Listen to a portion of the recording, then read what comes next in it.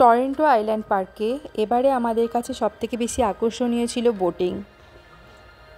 Centre island amusement পার্কে কিছু ride করে আমরা প্রায় 4:15 দিকে চলে এসেছিলাম বোটিং হাউসের দিকে।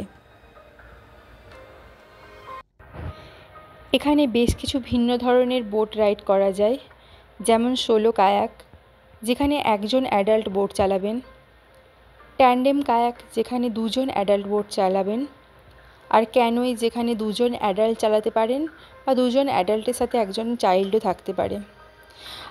আর 1 ঘন্টা বা 3 ঘন্টার জন্য বোটিং করা যায়। আমরা 1 ঘন্টার জন্য ক্যানোই বুক করেছিলাম।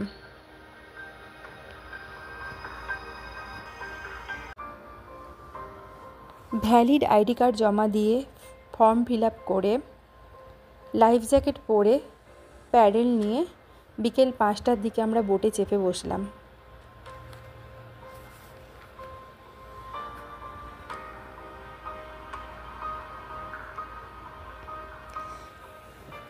যেহেতু এরকম বোটিংয়ের অভিজ্ঞতা আমার কাছে একেবারে প্রথম ছিল, তাই ইচ্ছে ছিল না সামনে বসার। পারবো কি পারবো না এরকম একটা ভাবনা মনের মধ্যে ছিল। শুরুতে বেশ কিছুটা সমস্যা হচ্ছিল, বেশ কয়েকবার লেকের সাইডে পৌঁছে গিয়েছিলাম, প্রায় ধাক্কা মারবার মতো পরিস্থিতি তৈরি হয়েছিল। কিন্তু কিছুক্ষণ পরে আস্তে আস্তে বোটটি ভালোভাবে হ্যান্ডেল করতে পারলাম।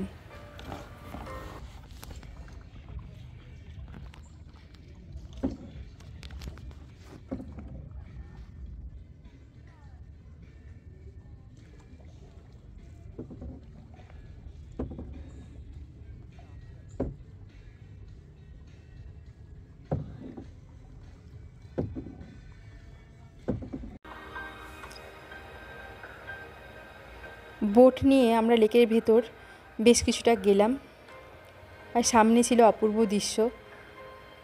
এই বোটিং করার স্বপ্ন অনেক দিন ধরেই দেখতাম, যদিও এখানে জল ভীষণ গভীর না, 7-8 ফুট মাত্র।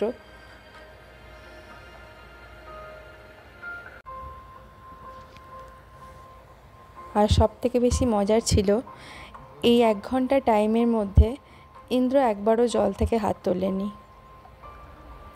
পুরো সময়টাই ও জলের মধ্যে হাত ডুবিয়ে রেখেছিল।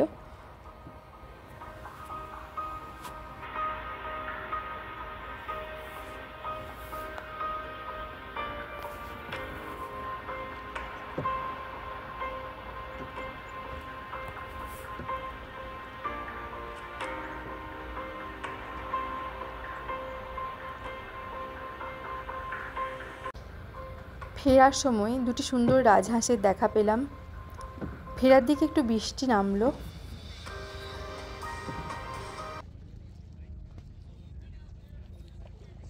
বাবাই সোয়ান, বাবাই। এইভাবে 1 ঘন্টা কিভাবে কেটে গেল বুঝতেই পারলাম না। তবে পরের বারে আমরা এলে অবশ্যই এই ক্যানোই রাইডিং আবার করব।